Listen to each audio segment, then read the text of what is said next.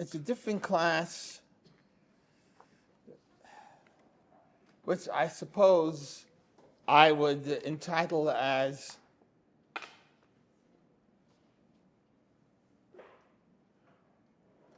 what is the promised land? And you will see as we go on, I'm going to go through the specifics as to how the Torah, Tanakh, really sees what we call Eretz Yisrael. And it might be surprising too. Okay. We've been going through the book of Bamidbar, and the fact is, we got to the point where the end of Bamidbar is a time when the portioning of the land of Israel is given by lottery to the specific tribe, the tribe that is taking over that area. And for that reason, because it's at the end, it's part of our conversation and study of Sefer Bamidbar. And here we are at the end of Sefer Bamidbar. Now, in order to understand that, not only that, but for the whole rest of the Torah, Dvarim, you have to always remember that the people of Israel are now standing on the border, that if they wanted to tickle their toes into the Jordan, they could and cross over, and they'd be in what we would call Eretz Yisrael. But they weren't on sea. Huh? They were on sea? In sea. Midbar Sin, you have to what's defined as Midbar Sin. This is no longer really Midbar Sin. This is up on the other side. This is already on the eastern side of the border of Jordan, the eastern side. And there behind them are the nations of Ammon and of Moab, and a little more to the east is Midian, and up on top of that are the Emori nations, led primarily by the king, the reigning of, with it R-E-I-G-N, not the R-A-I-N, yeah. The reigning of the king of Og, Melech, the king of Bashan, and Sichon. Sichon and Og. What? You started that. No, I discussed yes, you're right. I discussed the the battle of Israel, who then took over that land, and that's crucial for this class, because when it comes to dividing the land, it does include the land that they took over of Sichon and Og. And think about this. This is a part of the land that's in the eastern part of the Jordan. Was that really part of the land or not? And that's what we're going to discuss it. Basically, was it, and I'll probably repeat this, was it really the promised land? Yeah, the promised land. When did God promise the land of Sichon and Og? From initially, that was supposed to be part of the land, or was it not part of the land? But when Israel came, and Sichon and Og attacked, and Israel then defeated them and actually settled in the land, God said, all right, you can have that too. So that's the question. It's part of the questions we're going to go through. Was it supposed to be part of the promised land? Was it promised? Was that part promised? Oh, was it not? It's partly promised. Partly promised. Yeah, what? For the half tribes. That was what was mentioned for the half tribes. Yeah. The 2.5 tribes, correct. 2.5 tribes. That's correct. That's what we said, 2.5 tribes. Yeah. Yeah. I didn't know there was half a tribe. Oh, yeah. It was Menashe, they called him Menah, and the other one called Shem. When was Shah? Well, I know, it's Shah disappeared. Budapest, right? One side is Buddha, the other side is Pest. So that's the same thing here. One must be Menah, and the other one's Shem. The two half tribes, not the 2.5. Two tribes and and a half of the third tribe. How's that? Okay. Okay, I thought it was 2 halves, not 2 half tribes. No, he said. No, two tribes. there are two full tribes, Reuben and Gad, and only one family from Manasseh wanted to stay there, and the other part of Manasseh went on the other side, on the western side. A chelek and a half? Or they just stayed with Reuben? Yes, actually, Manasseh had two portions of land. Correct. Lucky guy. Any rate, and the question then becomes, in effect, so what land did God promise? What was the promised land? Was it the land of Eretz Israel?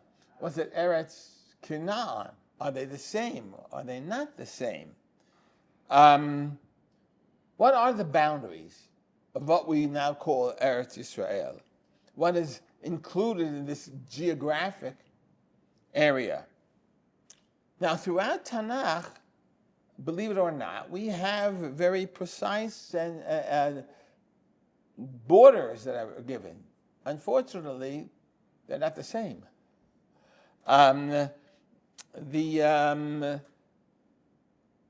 Most of the time, well, some of the times I should say, we have borders that are limited roughly to what we have here today as the state of Israel.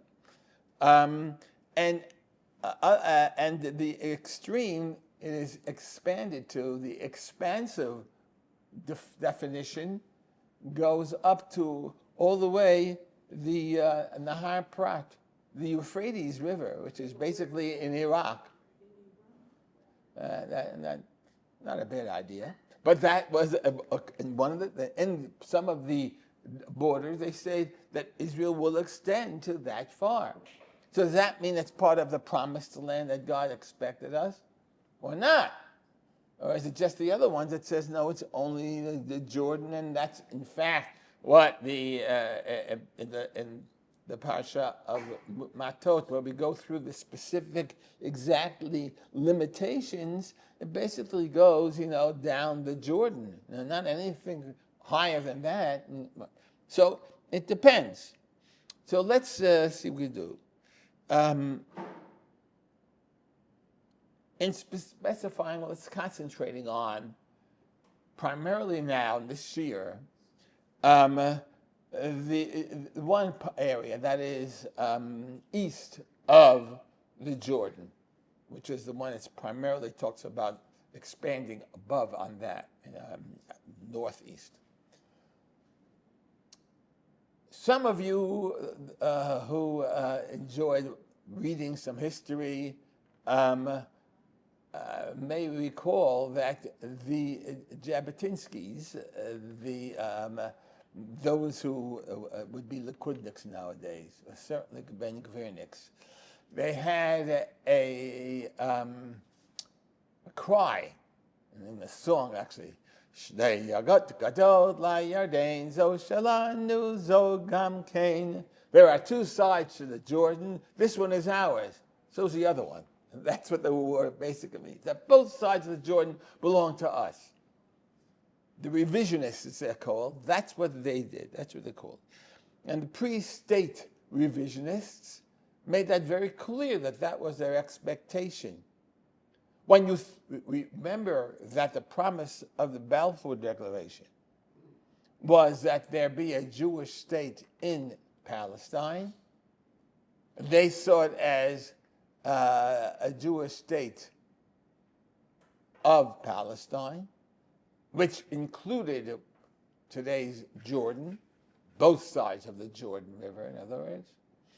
And as later they argued, not the revisionists, but rather sometimes the British, we didn't mean that Palestine would be a Jewish state, but that in Palestine, we'll cut out a part of it that will be a Jewish state. So what therefore eventually happens, 1923, I believe it was, the promise of the entire what was called Palestine, was changed, primarily because after World War I was over, remember, the Balfour Declaration was in 1917. World War I wasn't over in 1919 officially. The what we call, or used to call in the United States, right, the Armistice Day. That was in November 11th, 1919. So at any rate, when that happened, they gave a whole chunk of the Palestine to the Hashemite family, because they were one of the few Arab families that was supporting the British in World War I against the Ottoman Empire. At any rate, so they made a decision that all of the eastern part of Palestine, that is from the Jordan easternly, would become a separate state for the Arabs, for the Palestinian Arabs. That was the Palestinian Arab state, and they called it Transjordan. Trans meaning the other side of the Jordan River. Of course, the Arabs said, nice, but not enough, because they said they basically didn't see that as the Palestinian state for the Palestinian Arabs, but rather they saw that as most of the state, and the rest of it is still Palestine, which is still ours. So that's when they said, but this part, the western part of the Jordan, will be a Jewish state. That's when the rebels got in. That's when you had the terrible rioting and so on and so forth. But since this is not more or less modern history, we're back in the Tanakh. I just wanted to give you that area there. Okay? So at any rate, the question becomes, as I said, was the eastern part of the Yarden, which biblically was eventually settled by the tribes after they defeated the Sichon and Og. Now, this is the whole land north of Ammon and Moab and Midian. This is north of that, as I said, the Amorite area. Was that indeed what God had planned as to be the official part of Eretz Israel? Or was it something God gave to them afterwards, but that wasn't promised officially originally? Okay, which would of course help us understand why the Torah has different borders. If it was promised, it would have been one border, but we have more than one border. Why? Because it was a promise or not promised, but okay. It's okay with me, but I want to know what the Torah meant. See, if the Torah, look, what I'm saying is not defined. If you're, we said, if God indeed considered that as promised land that would belong to Israel, then you are correct. In Messianic era, that would be taken over. Correct. If, on the other hand, that wasn't the original land promised, but that rather God said, well, if you want to take over that land, that's fine. You can conquer other lands too, but that's what I'm promising you. Then it won't necessarily be given to them after the Messianic era. So that's why it's so important to find out, if we can, and I'm not saying we will be able to solve it, because there are two definitions of what it is in the text. Which one is right? That's the whole point. Okay? So I'm going to start with the first text. Now, what I want to do for you now, and I'll give out these things, is to show you a general idea of the map itself, and you'll get a better idea of Menashe and Reuven and so on and so forth. Okay? Is this from a book somebody gave you? No, I colored it myself. Because I gave you a book of maps a long time after my husband. Okay. See, the kings of Sichon, Og, and Amnon, and Come on, I have another one here. There it is. Okay, good. Okay. But you can color it if you want to. Right? Okay. Yeah. This was taken from Appendix D anyway, page 2044. I don't know I forget what the book was, but this is, I see it, map 1, 2044. Anyway. The year 2040? Oh, the page. Very good, given the fact that we haven't gotten to the year yet. Okay. Just seeing if you're... Yeah.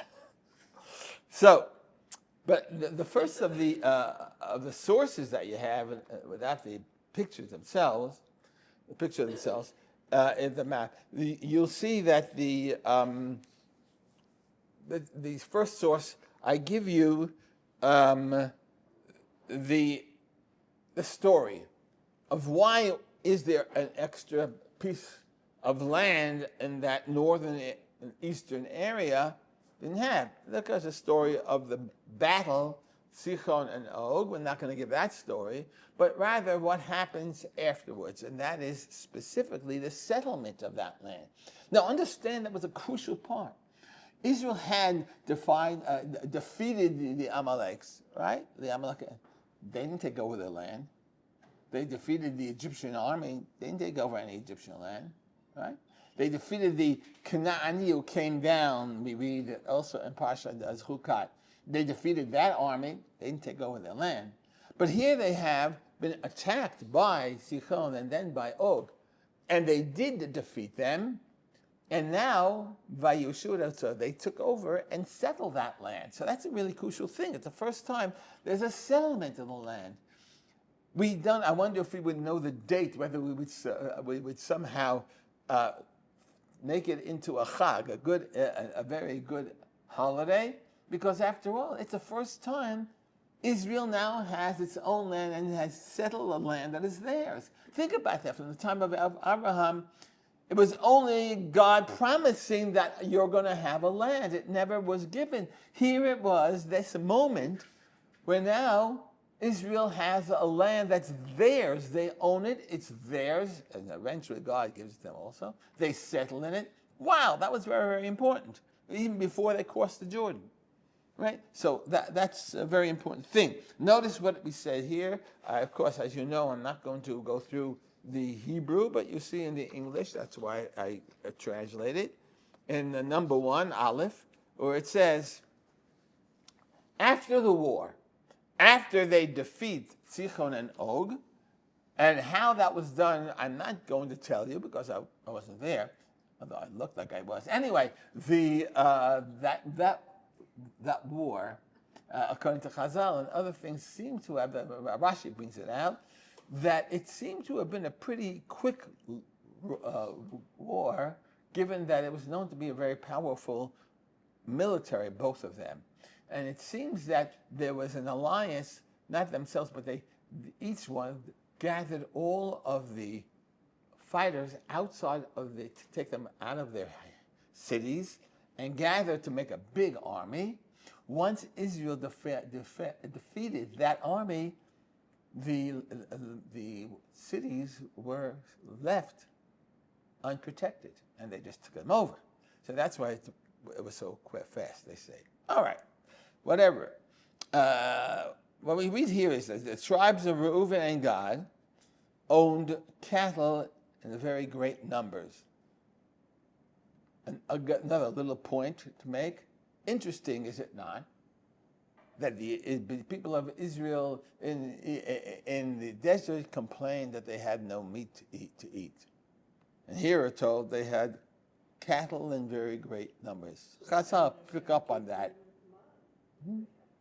Exactly the question. That's what the Chazal say. What do you mean? Why were they complaining that they had no meat when they had meat right there? Answer: because they were Jews. They didn't want to have to kill their own people, their own cattle. That's just give us my.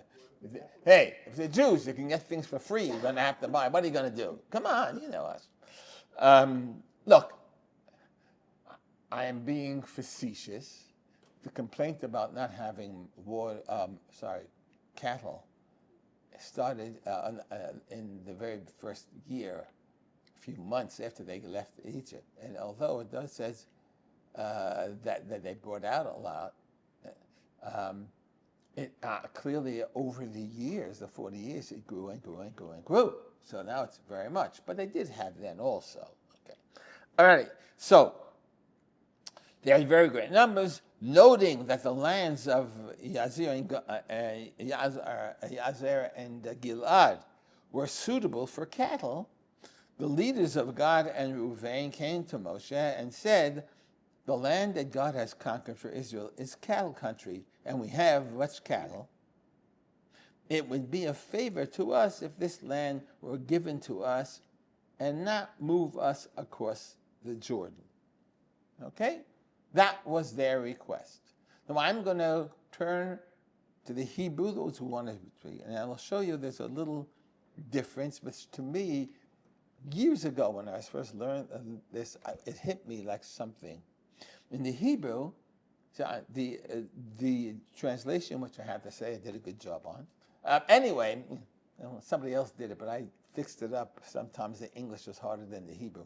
So I try to make it easier. But if you look at the Hebrew, the request of them is right. And they said to them, it says, we have a lot of cattle. And then, whereas in the translation I set down, it would be a favor for us, right there, the beginning of that fourth line. In Hebrew, there's one word it says. While they were telling, we have a lot of cattle, then it says, Vayamor, and they said, what do you mean, and they said? They were in the middle of a whole conversation. Why does the Torah say, and they said, if they were saying? I suggest that, to me, it felt like they were waiting for Moshe to say, hey, I have a great idea. Why don't you go to the land? And Moshe doesn't say that. So they finally, they were hinting to him, and he didn't pick it up, or he picked it up and didn't want to tell them. So Vayomru, they said, okay, so please give us the land. They were waiting for Moshe to say, okay, why don't you take the land? But he won't do that, and you'll see why. So they finally ask, open, right on that, this is it. So give us the land, will you? That's what it is. Please give us the land, they said, since we have a lot of cattle. That was the request. Fine. It's okay with me.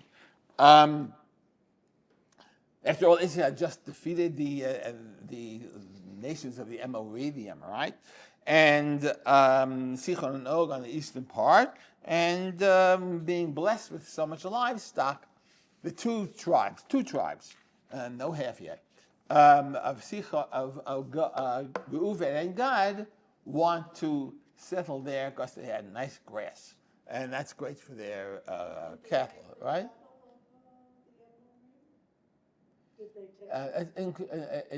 No, I believe they put everything into Chera. But they took, but it was a land of a tremendous pasture. It was good for them, okay? They also answer something else, and you'll see all of a sudden the hackles come up here. Because in the Hebrew, they say the last words,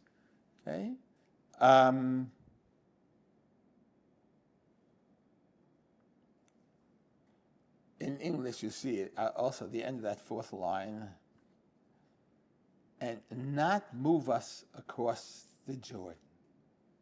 In Hebrew, Al ta'avirenu et hayarden. Al, do not force us to cross the Yarden. You see why Moshe wasn't too happy, as we'll see. Do not make, it wasn't just like, we would prefer this land, do you think it's okay for us to take it? But they put the negative. We don't want to go over that side. We don't want to give the land that God had promised, because this is a better land. Did you see the other land yet? Did you see what's on the other side? No. But this is really good. I'm telling you, I have a cow. It's going to love it being here. That was what's important.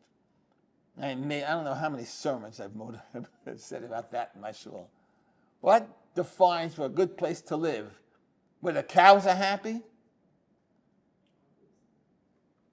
Is it good for your business? Is that what's so important? And that, to me, was I think, a very telling statement. Why God allows it? We have seen other times when God thinks it's a mistake and doesn't think you should do it. But if you want it, God doesn't stop you for doing things that are bad. So one of the major things that here in the 21st century, our young people and our old people just don't understand. Why didn't God stop this? Why didn't God stop it? Whether it's the Holocaust or whether it's anything else. But why did God let this happen? The concept that God has a red cape and flies around and stops anything bad happening is so infantile. It's ridiculous. God has given man the right to make choices, free will. And believe it or not, this is important, sometimes people make dumb choices. And they do the wrong thing, not the right thing. And then you cry, God, why did you stop it? What do you want from me? I didn't build those concentration camps. I didn't do that. No. And that, he says, where were you? Where were the good people to stop it? That's the whole point. So he says, you want to go there? Fine. The fact that they were the first ones to be exiled during the Assyrian thing, I'm sure was not a coincidence. But at any rate, that's what they want. But I find that little phrase almost like shaking in my boots when they don't let us go across the Isaiah. All right. What does Moshe respond? How does he respond to this? Does he say, for example, don't you want to go into, thou shalt enter and not go in, or you must go there, or please go in and then take a choice of what you want? Is that what he tells them? Listen to what he says. And don't you start up with me. Vayomer Moshe. Moshe now responds. And he says in the fifth line, Moshe says to them, Of A or B? we're still in A on the fifth line. Should your brothers go to war while you stay back here? I know. I told you, don't start up with me. Nah. You're starting up. Sounds familiar. Mm-hmm. Why would you discourage the Israelites from crossing into the land that God has given them? Well, you're going to stay here, and they're going to think, why are they staying there? They're probably afraid. Afraid?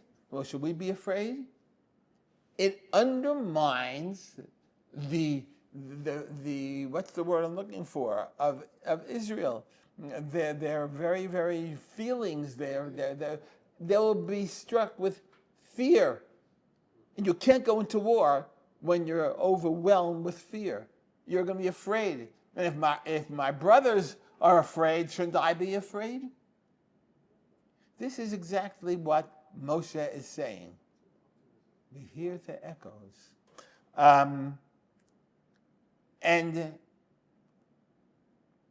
he goes into, I don't know if he goes into, well, learn a lesson.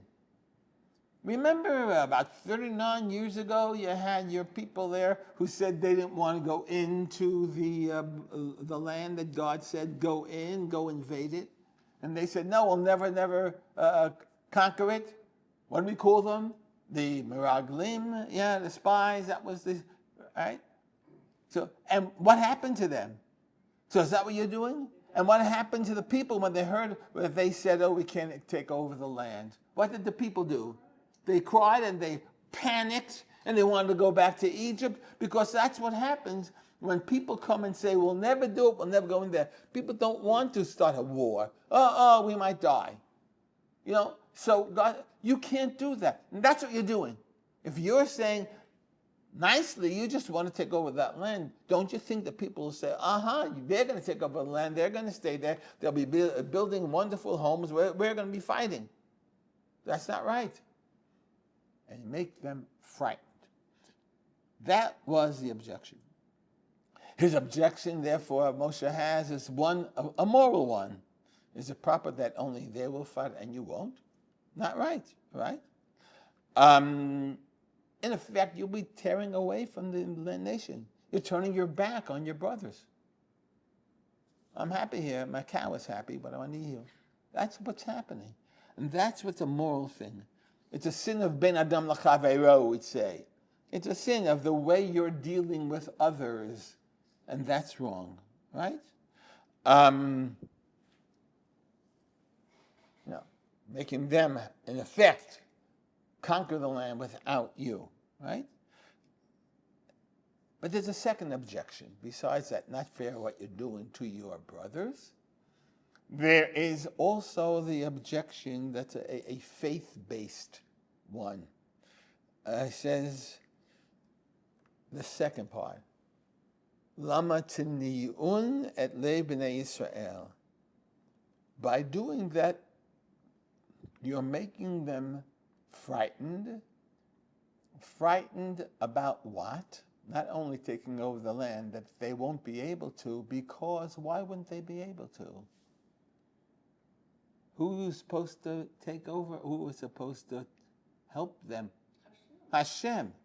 It is, in effect, an objecting that you are, it's a lack of faith. It's a lack of faith, and you're causing them a lack of faith. It was not just, it's not nice what you're doing to your brothers, but also because you will cause a lack of emunah. Instead of saying, as Yoshua and Caleb said, Yachol nuchal, we'll be able to go in there and attack them. You're doing exactly what the Meraglim did. And that causes panic and a lack of faith in God. And that, exactly right. You're correct. You're correct. So how is that going to be solved? How would that happen? They could say now, all right, sorry, and go back. Or you could say, staring at the cows, Maybe, what do? What they do is, as what we might feel was so terrible the first time, the response is outstanding. So what do they do? Let's see. That's now bet in the second source. They say, okay, we hear you. We have a plan. What's the plan? They stepped up to Moshe and said, tell you what, we will build here sheepfolds for the flocks and towns for our children, but we will hasten as shock troops in the vanguard of the Israelites until we have established them in their home. You think it's not fair, we're going to build homes and everything here and they'll have to start riding. No. We will not build anything here more than a place for our families to stay and the cattle to stay. And we will not only fight with them, we will be in the vanguard. The most dangerous place to be in war until probably until World War I was the first line. First line. They're the ones who get shot first. I remember studying about the American Revolution, where the British were known as a very good, strong military, not as strong as their navy, but a strong military, and they marched as the British would. The concept of ducking was unheard of. So they stood up there, or maybe down there, and they just stayed in the line. Crazy Americans, hiding behind trees and an attack from outside, guerrilla warfare in effect, and that's how they won the war.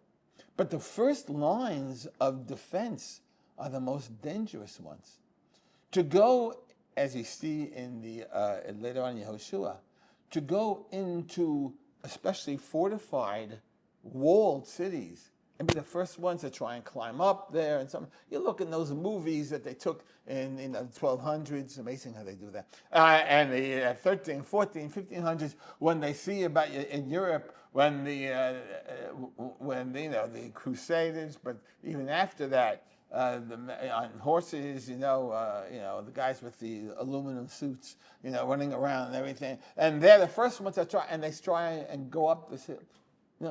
That's a very dangerous thing. And the fact that they said, we will not build our homes here yet, not until our brothers can start building their homes there, and we will be first in that battle. That's a phenomenal thing. That's a tremendous thing, and one that changed Moshe's mind.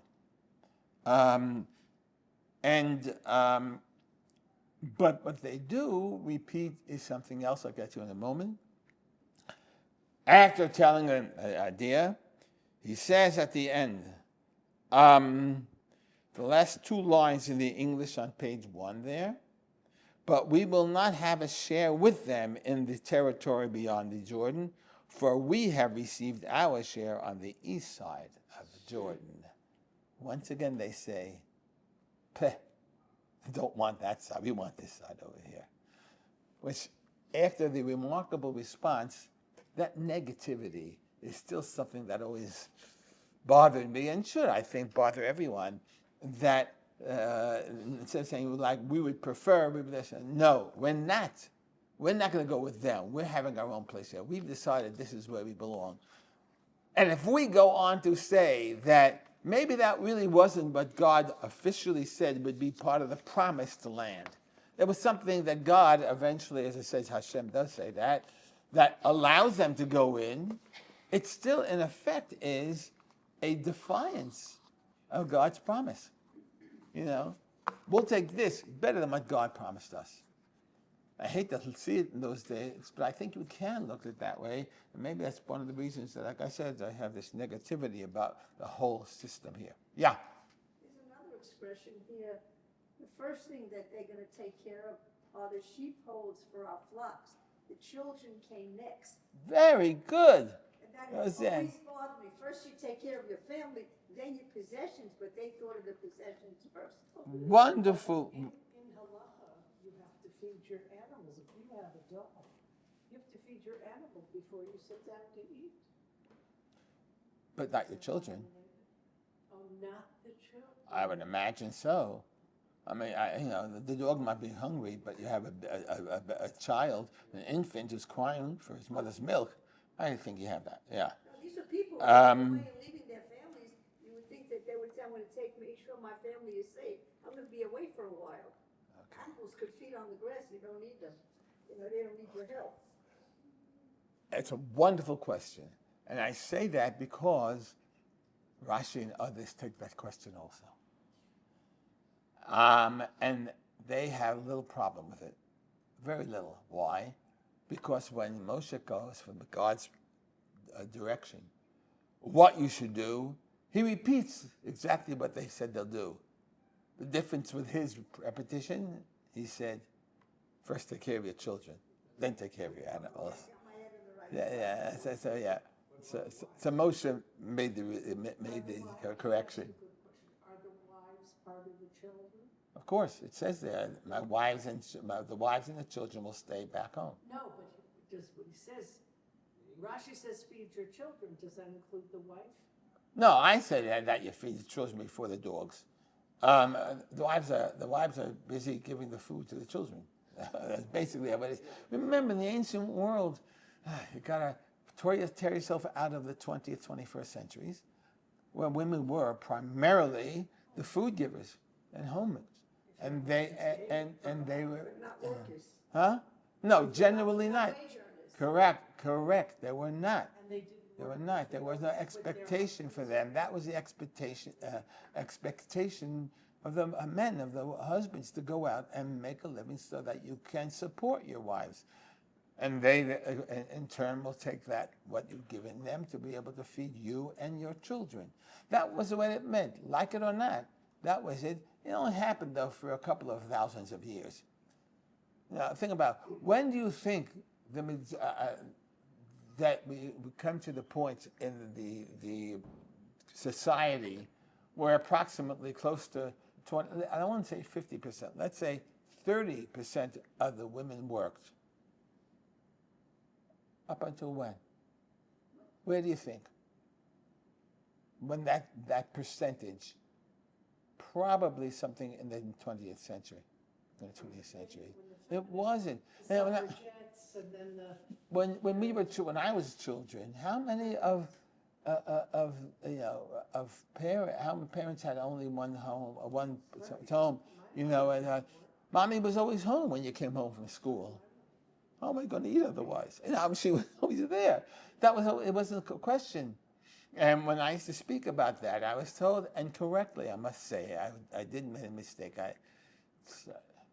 The very rare times that happens, I said I made a mistake.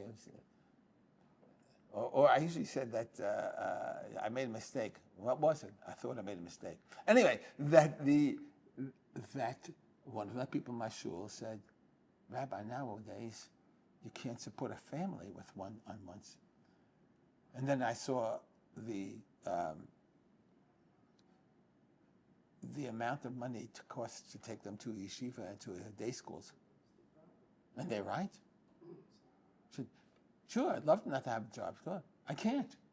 How are we going to you're telling us put the kid into day school, then they're telling us it's $20,000 a year, and I have 4 kids. What am I supposed to do? It's a reality, and that's terrible. Maybe it just helped a little bit after this wonderful, wonderful bill that was passed in the United States, but nonetheless, it's a real problem.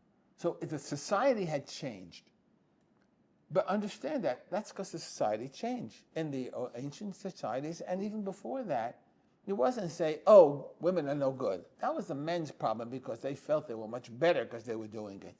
But that's not the reason. It was just functional, that she who gave birth, to take about when the kids had to worry about not only nursing them, but eventually till at what age they have to be supported by them and have somebody home.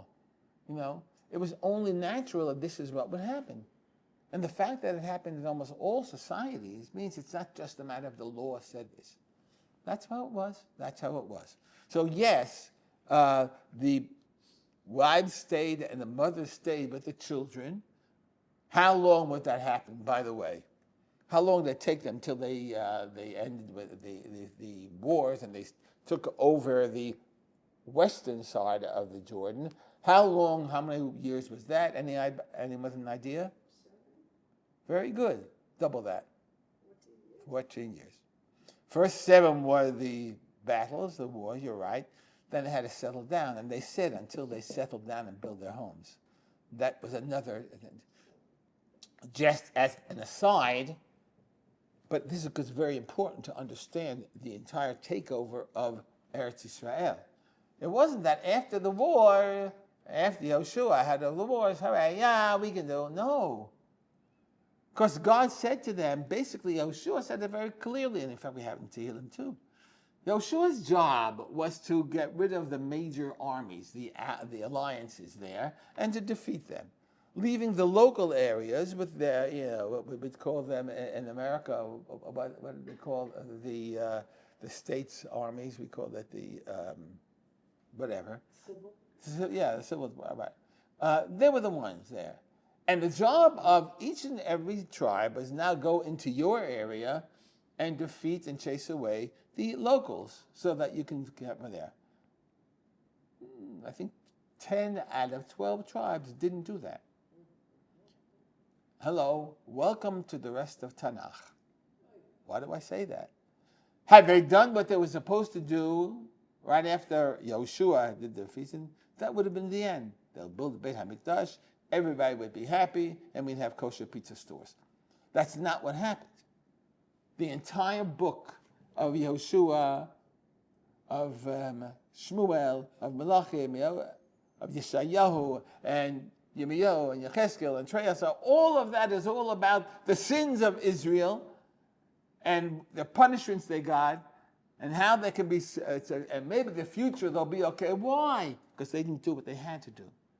Had they not had the idolatrous influences that were throughout the area, because they never chased out the idolaters, they wouldn't have had all of these tzoros.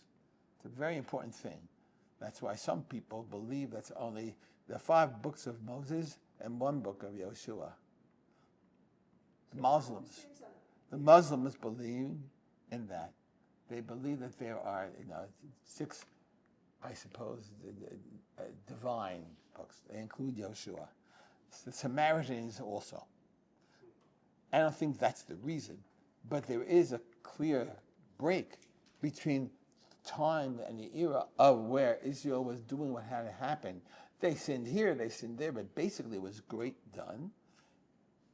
As I've mentioned before, look throughout the book of Joshua, never do the Israelites complain to Joshua, say they want to go back to Israel. It's the same people, mind you, who's in the 40th year of Moshe when they complain, but not with Joshua. No complaints, no everything, even they, huh? But it was a good generation, and it was only afterwards that things fall apart. Yes. So the 2 tribes went and joined the others, and they were gone for 14 years. In those 14 years, the Israelis, the Bnei Israel didn't conquer the land. The first 7 years, they put down all of the military threats. But the next 7 years, when they were supposed to chase out the local threats, only 2 did it. And that's why you can see what happens afterwards. The Philistines came up and attacked. They were invaded by the Ammonites, or invaded by the Moabites, or invaded by the Mosquitobites. Everybody came in. Because they never got rid of everything. And God says, oh yeah, you like this? You see what happens. Exactly correct. That's exactly right. They never finished the part. That was their job, not Yeshua's job. And don't think it's a mistake. Yeshua didn't do what he's supposed to. No, he did what he was supposed to. And he told them, okay, I did my job, now you guys go. And the first thing we read in the Shoftim was that, but they didn't do it. First parak of Shoftim. It goes through the tribes who did it, those who didn't do it. I'm sorry, what, Malka? It's an interesting psychological analysis of why they sabotage themselves. I think it's a discussion for psychologists. No, not psychology. I think that, look, human nature is such that you do what's the easiest thing to do. The Jews or the Israelites settled in. They got themselves on land. They got, for the first time, they were walking around with the desert for how long? So they got themselves on land. They can finally get the sand out from between their toes. They have a place to live. They could now plant their vineyards, plant their gardens, their groves, everything. Have the kids there. They go into Gan. They're going to, shuls, and they're very happy. And they're going on, and they're very nice neighbors. They're not Jewish, but they're good people. They're nice, no problem with them. Good. They don't bother us, we don't bother them. Go and tell them you have to chase them out. No. So it's the easiest thing to do. So they let it happen. It's a very, very common natural human nature, which is why God said, don't fall into human nature. Fall into divine nature. If I tell you do this, even when it's going to be hard for you. And if you do, I'll help you out. But when you don't look for me to help. That's basically what happened at that time.